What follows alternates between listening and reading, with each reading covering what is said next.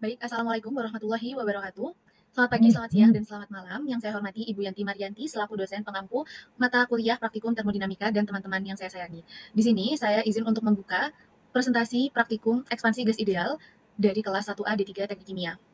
Jadi, judul yang akan kami bawakan adalah analisis eksperimental hasil pengukuran rasio kapasitas panas dan perubahan parameter termodinamika pada ekspansi gas ideal. Saya sendiri mewakili kelompok 3, dan tidak sendirian, saya bersama teman-teman saya yang terdiri dari Bijak Hati Iwani dan Fitri Ataya. Baik, langsung saja. Dari judul, praktikum ekspansi gas ideal ini kami lakukan sebagai bagian dari mata kuliah praktikum termodinamika dengan tujuan untuk memahami secara langsung bagaimana gas ideal berperilaku, khususnya pada proses ekspansi dan perubahan parameter termodinamika yang terjadi. Nah, sebelum membahas hasil praktikumnya nanti, di sini saya ingin menjelaskan terlebih dahulu beberapa konsep dasar yang menjadi latar belakang praktikum ini. Yang pertama, gas ideal. Jadi gas ideal adalah model teoritis yang sering digunakan untuk menyederhanakan perhitungan dalam ilmu fisika dan kimia. Model ini mengasumsikan bahwa gas terdiri dari partikel-partikel kecil yang bergerak bebas tanpa gaya tarik-menarik atau tolak-menolak, selain tumbukan elastis serta volumenya sendiri diabaikan. Nah, dengan asumsi yang baru saja saya sampaikan, kita bisa lebih mudah dalam menganalisis perilaku gas dalam berbagai kondisi, terutama pada suhu dan tekanan yang tidak terlalu ekstrim.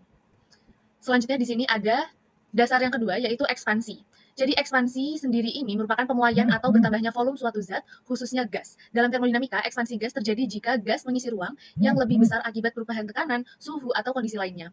Nah, proses ekspansi ini sangat penting karena berhubungan dengan kerja yang dilakukan oleh gas dan bagaimana energi di dalam sistem itu berubah.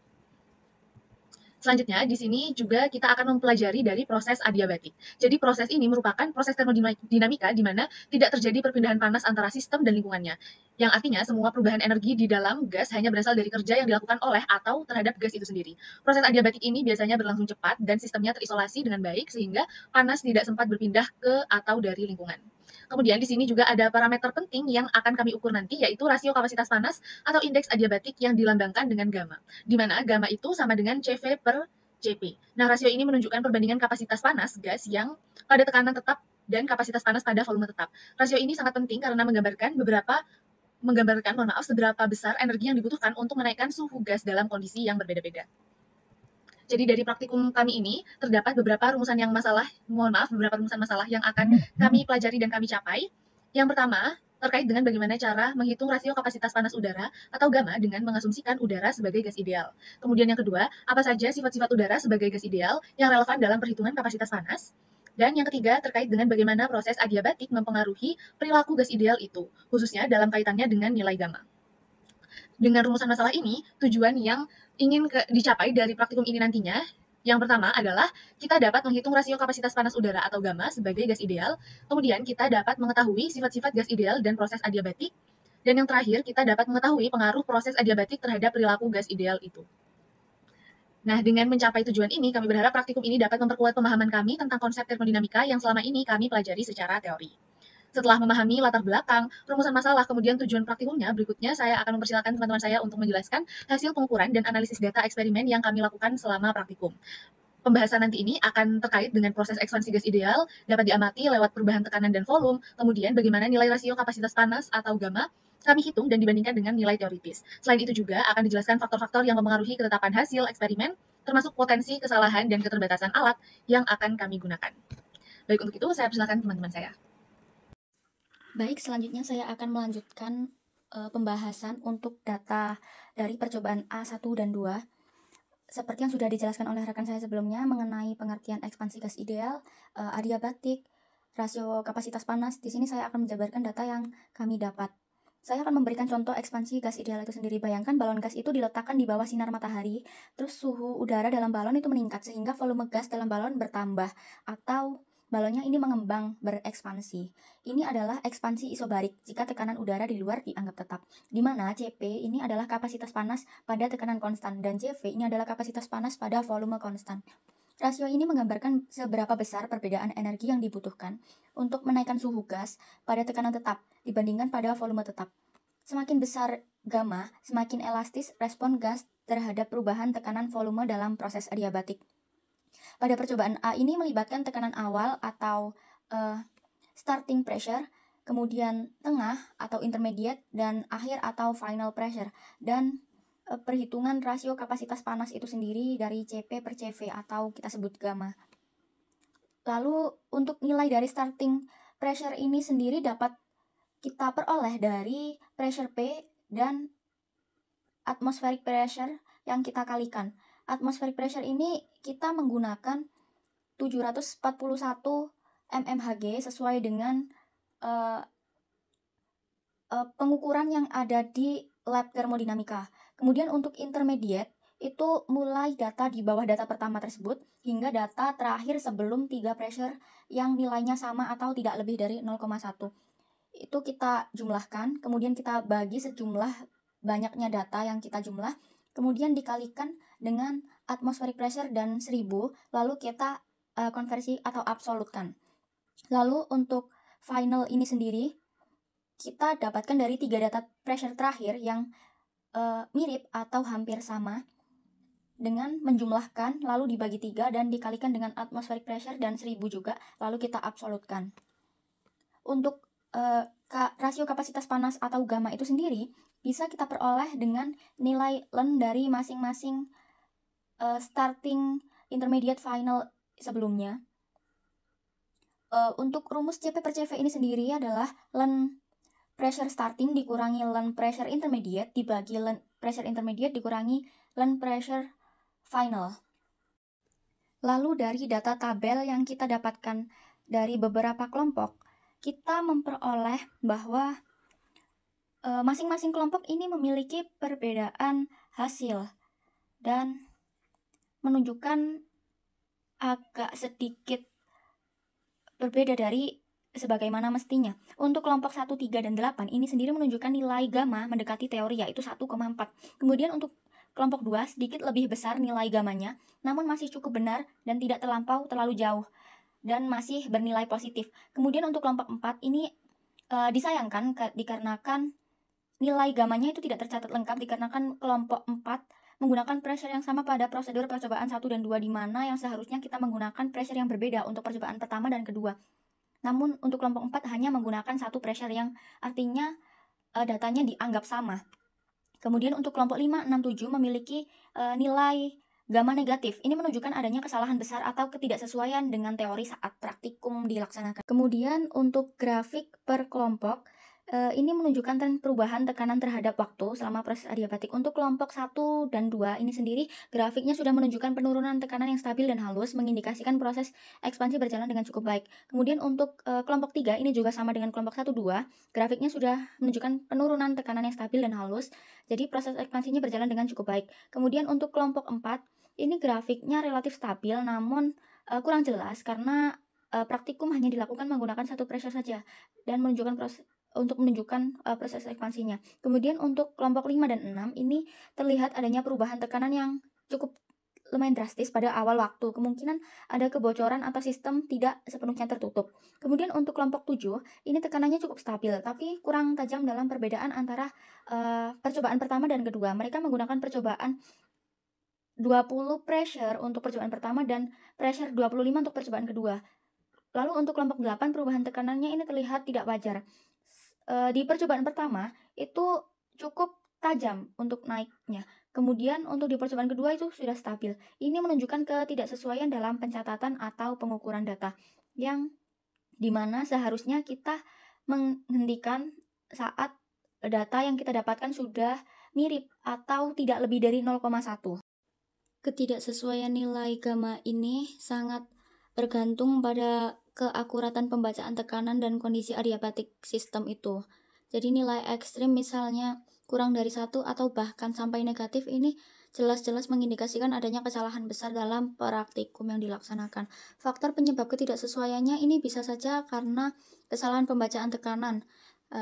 Tekanan dibaca manual misal, atau perbedaan kecil dapat mempengaruhi logaritma tekanan secara signifikan. Kemudian ketidaksempurnaan sistem adiabatik atau perpindahan panas dengan lingkungan ini menyebabkan penyimpangan dari teori ideal karena adanya kebocoran. Kemudian kesalahan pencatatan nilai tekanan ini tidak masuk akal sehingga menunjukkan kemungkinan pencatatan terbalik atau salah input data.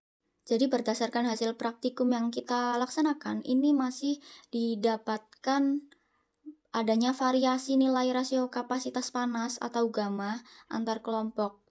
Pada percobaan A ini berdasarkan perubahan tekanan selama proses adiabatik. Sebagian besar kelompok ini nilai gammanya mendekati nilai teoritis atau 1,4, namun ada pula yang penyimpangannya cukup besar, bahkan sampai negatif.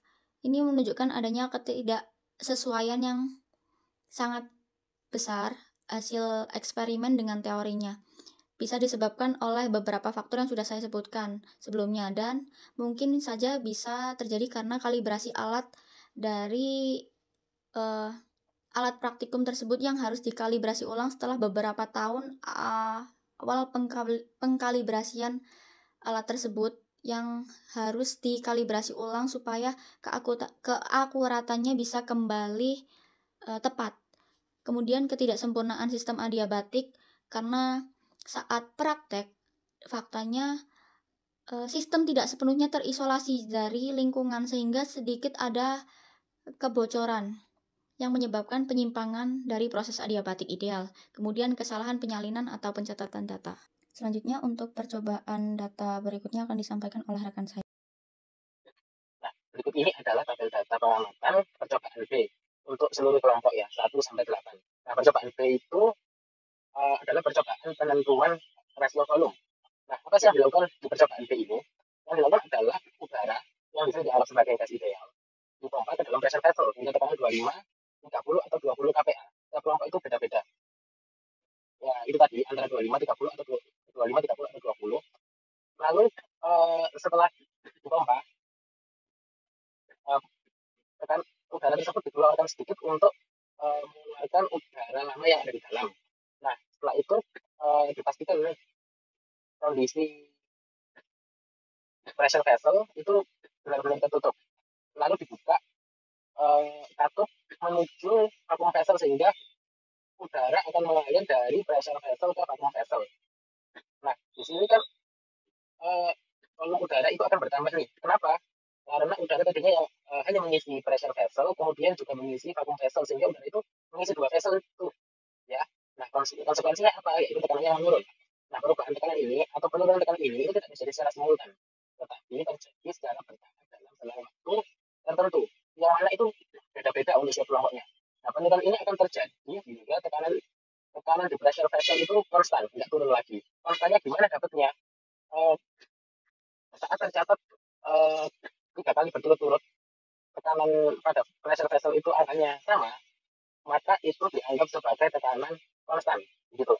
Nah, tekanannya kan sudah konstan ya. Nah, tekanan konstan ini yang nantinya akan disebut sebagai tekanan final.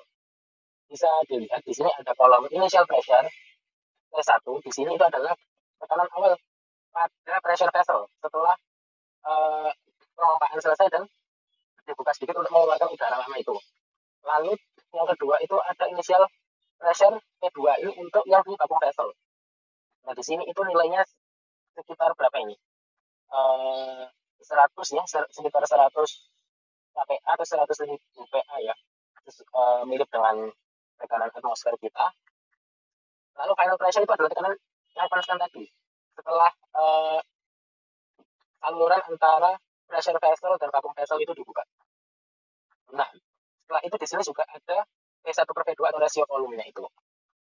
Nah, di sini bisa dilihat ada data untuk kelompok 1 sekian, kelompok 2 sekian, 3 sekian, 4 sekian, 5 sekian, dan seterusnya.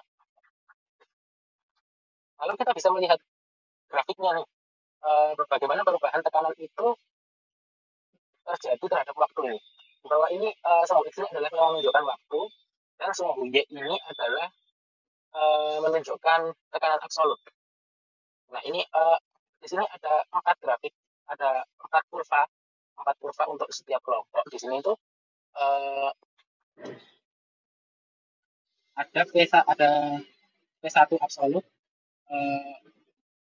ada P1 absolut, P2 absolut, ada P1 absolut dan P2 absolut untuk 2 step tekanan yang berbeda. Di sini kan ada yang di step 20 dan 25, 30 dan 25, seperti itu. Nah, ini untuk kelompok 4 ini terjadi kesalahan di mana data yang dikumpulkan itu tidak lengkap, karena memang kelompok tersebut tidak mencatat datanya secara lengkap, sehingga kami hanya mendapatkan data untuk settingan satu tekanan saja, sehingga hanya ada data P1 dan P2 untuk satu tekanan saja, dan waktunya juga nggak lengkap, tidak dimulai data yang tersedia itu tidak mulai awal percobaan begitu, hanya pada saat pertengahan hingga akhir. Nah, untuk kelompok berikutnya ini cukup lengkap. Dan kalau kalian sadari, kalian melihat di situ panjang grafiknya ini ada yang nggak sama nih. Kenapa? Karena pada setiap tekanan itu bisa beda-beda konstannya itu. Konstannya pada setiap tekanan tertentu tuh konstannya bisa beda-beda. Waktu supaya konstan itu bisa berbeda-beda begitu.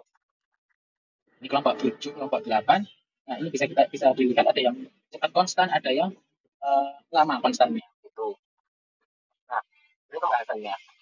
Di mana percobaan ini analisis dilakukan berdasarkan pengajian tekanan dari suatu dana berbeda volume. Seperti yang saya jelaskan tadi itu ada pressure vessel dan vacuum vessel seperti itu.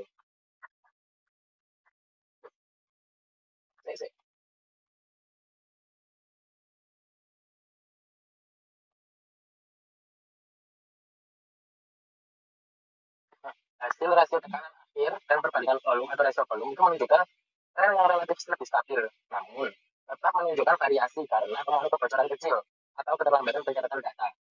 Nah, secara keseluruhan, hasil eksperimen cukup menggambarkan prinsip dasar ekspansi gas ideal dan proses adiabatik, meskipun terdapat perbedaan signifikan terhadap nilai teoritis akibat keterbatasan alat dan kondisi eksperimen. Nah, keterbatasan alat, ya ada kemungkinan teknisi juga sudah menjelaskan bahwa ada kebocoran pada alat.